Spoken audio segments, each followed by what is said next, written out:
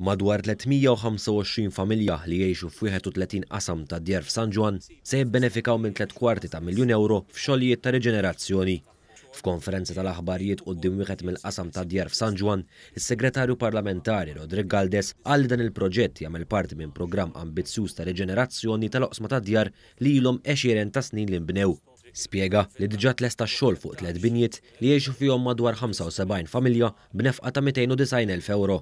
Dan fil-waqt li ser jibda x-xogħol fuq 9 binjiet oħra f'San Ġwan b'investiment ta' 430,000 euro u li minnu ser igawdu madwar 110 familji. Dan jindika u jixed l-impenn tal-Gvern li mhux biss jibni appartamenti ġodda imma wkoll jaħdem biex iżomm fi stat tajjeb u jmantni l-assi tal-pajjiż, dawk li huma l-appartamenti tal-Gvern li qed jintużaw għal skop soċjali.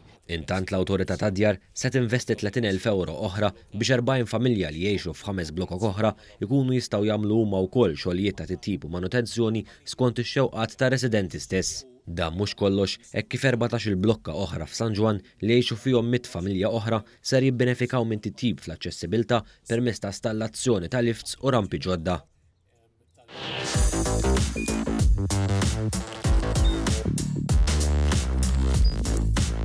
Idħol fuq one.com.mt u hemmhekk tista' tara l-programmi kollha li jxandru fuq One permezz ta' One Play.